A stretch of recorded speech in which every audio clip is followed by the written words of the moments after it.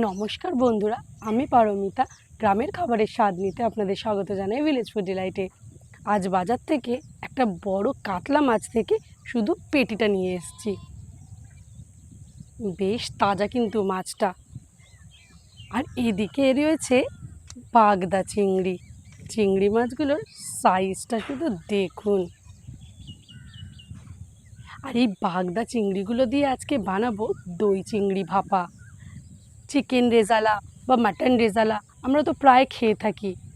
আজ বানাবো কাতলা মাছের রেজালা, ওই জন্যই এই পেটিটা নিয়ে এসেছি। আপনারা কিন্তু ভিডিওটা শুরু থেকে শেষ পর্যন্ত দেখবেন, আশা করি ভালো লাগবে। মা, চলো মাছগুলো কেটে নিই।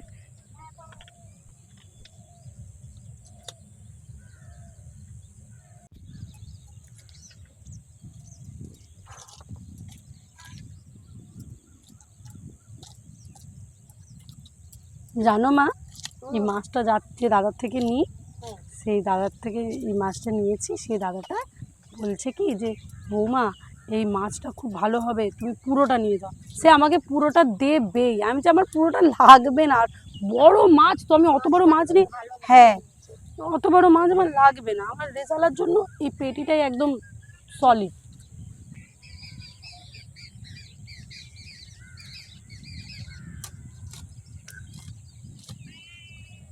চিংড়ি মাছগুলোর সাইজটা দেখো মা, বেশ বড় বড় না?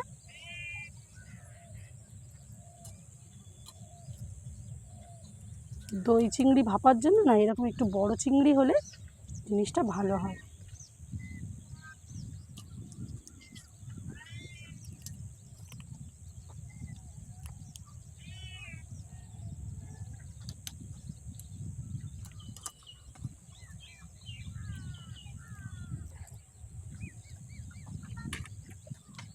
খাওয়া হয়ে গেছে, আবার চলে এসছে।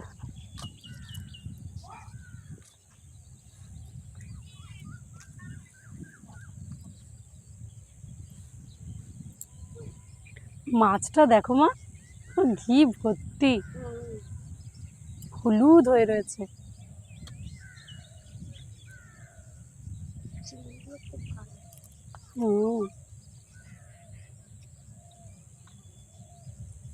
এটারও তো দেখো মাথা থেকে ঘি বেরোচ্ছে।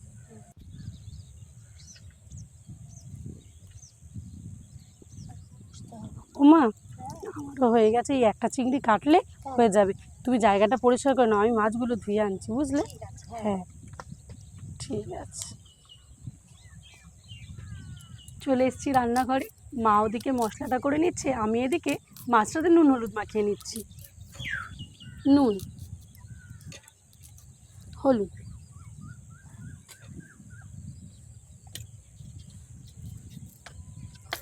মা। হ্যাঁ, কাতলা মাছের রেজালাতে মাছগুলোর পিসগুলো যত বড় হবে তত কিন্তু খেতেও ভালো লাগবে, বলো? মাছগুলোতে নুন হলুদ মাখানো আমার হয়ে গেছে। হ্যাঁ, এবার আমি হাতটা ধুয়ে এসে উনুনটা ধরিয়ে নেব। উনুন ধরে গেছে, কড়াইটা বসিয়ে দেব।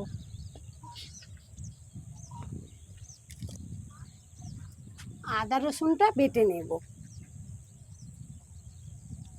মাছ ভাজার জন্য কড়াইতে দিচ্ছি তেল।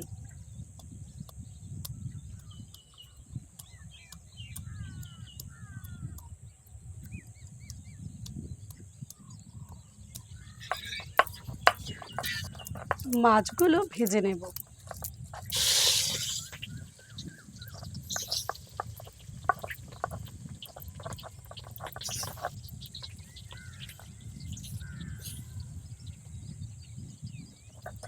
মাছগুলো খুব কড়া করে ভাজবো না, হালকা এপিট ওপিট ভেজেই তুলে নেব।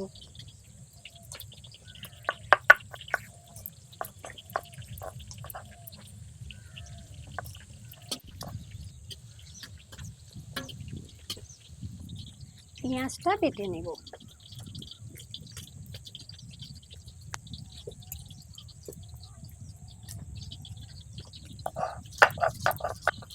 মাছ ভাজা হয়ে গেছে, এবার তুলে নেব।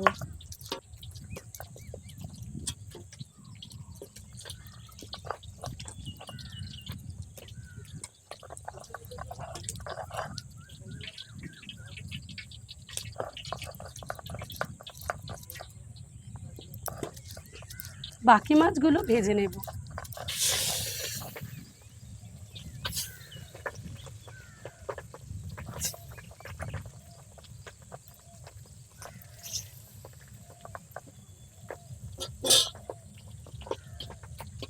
বড় কাতলা মাছের পেটির রেজালা এতটাই খেতে ভালো লাগে, মনেই হয় না যে মাছ খাচ্ছি না মাংস খাচ্ছি। রেজালার জন্য কাজু, পোস্ত, চালমগজ একসাথে বেটে নেব। সব মাছ ভাজা হয়ে গেছে, এবার তুলে নেব।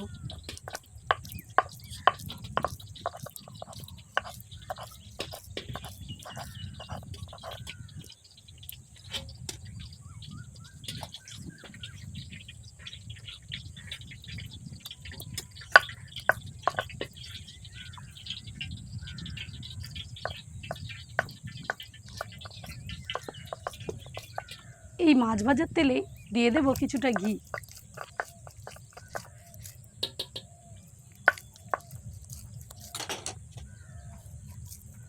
ফোড়নে দেব গোটা গরম মশলা, তেজপাতা, শুকনো লঙ্কা। দিয়ে দেব পেঁয়াজ বাটা।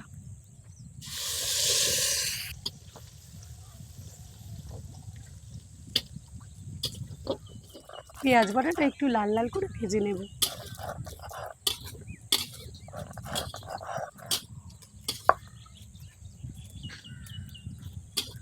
পেঁয়াজটা প্রায় আধা ভাজা হয়ে গেছে, এবার আদা রসুনটা দিয়ে দেব। দিয়ে দিচ্ছি রসুন বাটা, আদা বাটা,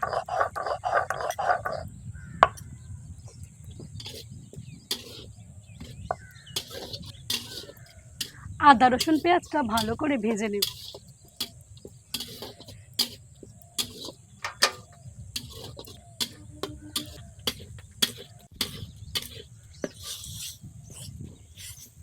আদা রসুন পেঁয়াজ সব ভাজা হয়ে গেছে, এবার মশলাগুলো এক এক করে দিয়ে দেব। দিয়ে দিচ্ছি নুন, জিরে গুঁড়ো, ধনে গুঁড়ো, লঙ্কার গুঁড়ো,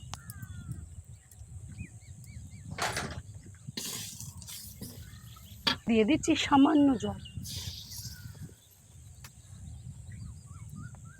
মশলাগুলোকে ভালো করে কষিয়ে নেব।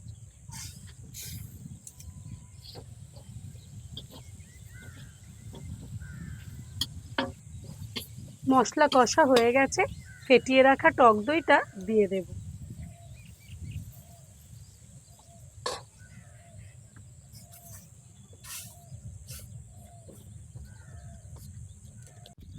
টক দইটা দিয়ে মশলাটা আরও কিছুক্ষণ কষিয়ে নেব।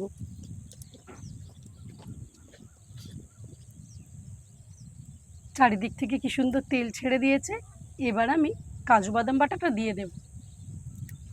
দিয়ে দিচ্ছি কাজু বাদাম বাটা, চার মগজ বাটা, পোস্ত বাটা,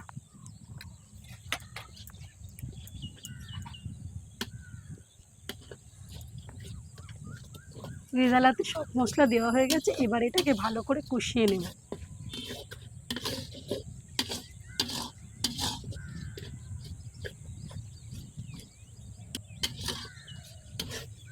মশলা থেকে কি সুন্দর একটা গন্ধ বেরিয়েছে না? আমার খুব সুন্দর গন্ধ। আশা করি রান্নাটাও খুব ভালো হবে। মা মেনি এলো না? হ্যাঁ, কই গেল? চলে গেল। ও এই মেনি, তুই বস, আজকে মাছ রান্না হচ্ছে, খেয়ে যাবি। মশলা ভালো করে কষানো হয়ে গেছে, আর মশলা থেকে তেলও ছেড়ে দিয়েছে, যার জন্য কড়ার গায়ে আর লাগছে না। এবার আমি জল দিয়ে দেব। জল,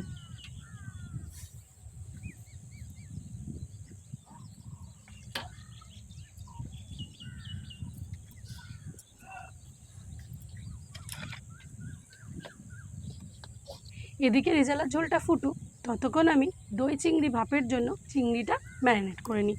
দিয়ে দিচ্ছি নুন, হলুদ, রসুন বাটা, আদা বাটা, ফেটিয়ে রাখা টক দই। চিংড়ি মাছটা ভালো করে মাখিয়ে নেব।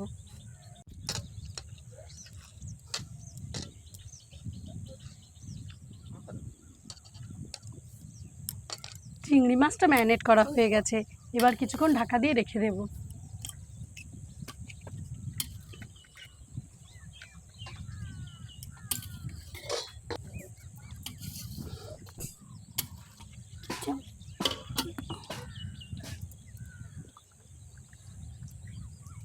রেজালার গ্রেভি বেশ ঘন হয়ে এসছে আর ফুটেও উঠেছে।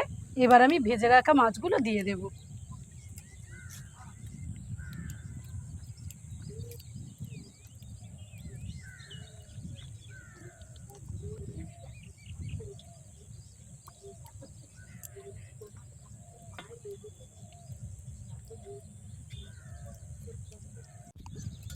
এই অবস্থায় মিনিট 5 জন্য ঢাকা দিয়ে দিচ্ছি।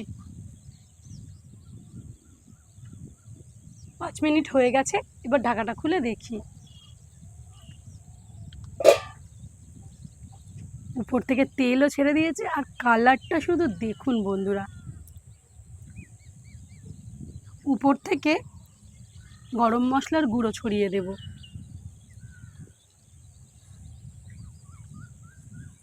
আর দিচ্ছি কিছু চেরা কাঁচা লঙ্কা।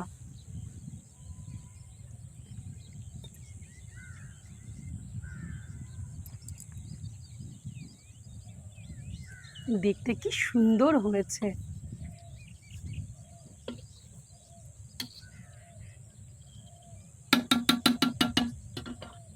কাতলা মাছের রেজালা রেডি। এবার উপর থেকে কেওড়া জল ছড়িয়ে নামিয়ে নেব।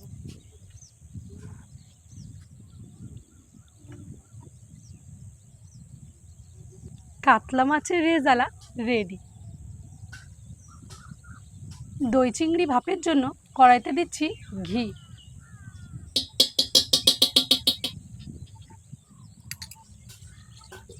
ফোড়নে দেব গোটা গরম মশলা আর দেব চিনি। দিয়ে দিচ্ছি পেঁয়াজ বাটা।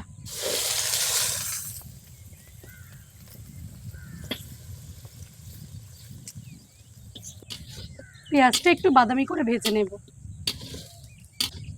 বাটা পেঁয়াজ থেকে একটু জল ছাড়ে, এই জলটা যতক্ষণ না শুকাচ্ছে ততক্ষণ পর্যন্ত এটাকে একটু নাড়ব।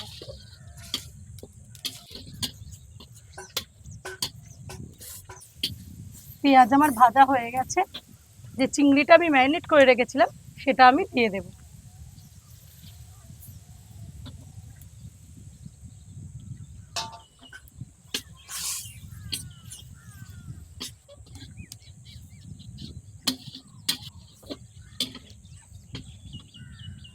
এই মশলার জলটা শুকিয়ে গেলে নামিয়ে আর ভাপে বসিয়ে দেব। এই টিফিন বক্সের মধ্যে আমি চিংড়ি মাছের ভাপেটা বসাবো। তার আগে টিফিন বক্সের গায়ে ঘি মাখিয়ে নিই।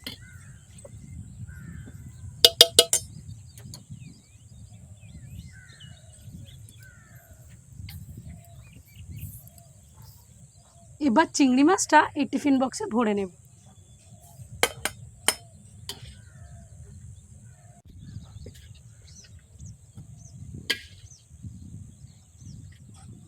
দই চিংড়ি ভাপানোর জন্য কড়াইতে আগে একটা স্ট্যান্ড বসিয়ে নেব। এই যে স্ট্যান্ড বসিয়ে নিলাম। এবার দিয়ে দেবো জল।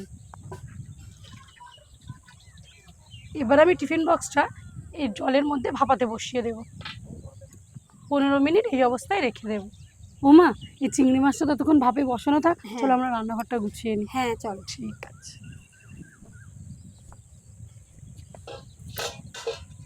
কাতলা মাছের রেজালা আর চিংড়ি মাছের দই ভাপে দুটো রান্নাই কিন্তু আজকের ফাটাফাটি, বলো জমিয়ে খাওয়া দাওয়া করা যাবে। হ্যাঁ খুব ভালো। তা তো জল ফুটে উঠেছে, আর কিছুক্ষণ হলেই হয়ে যাবে, তাই না? ভাপে বসিয়ে রেখেছি, 10 মিনিট হয়ে গেছে। উনুনটা এবার নিভিয়ে দেব। আর এটা গরম তো, গরম থাকলে তো হাত দিতে পারবো না। এটা একটু ঠান্ডা হতে দেব। এটা ঠান্ডা হয়ে গেলে আপনাদের খুলে দেখা।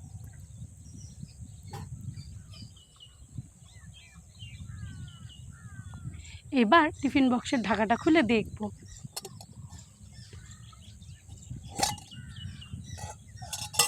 আহ, কি সুন্দর গন্ধ বেরিয়েছে,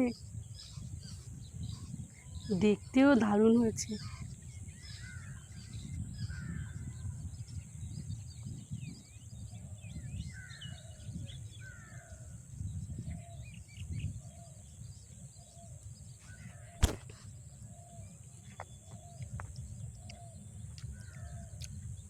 ভাবাটা কি দারুণ হয়েছে না? খুব ভালো হয়েছে। দারুণ হয়েছে। খুব ভালো হয়েছে। একটু চিংড়ি মাছ খেয়ে দেখি।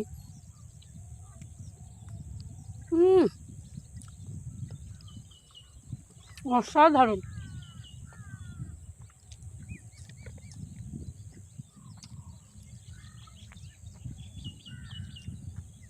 ঝাল ঝাল দারুণ লাগছে না মা? দারুণ হয়েছে, দারুণ। এই জ্বালাটা দিয়ে খেয়ে দেখি।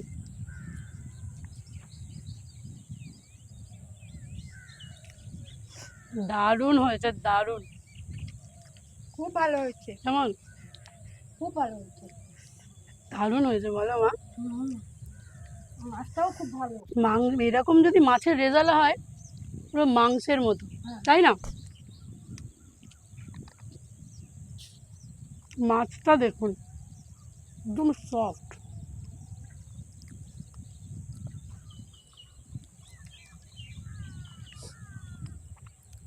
দারুণ লাগছে খেতে।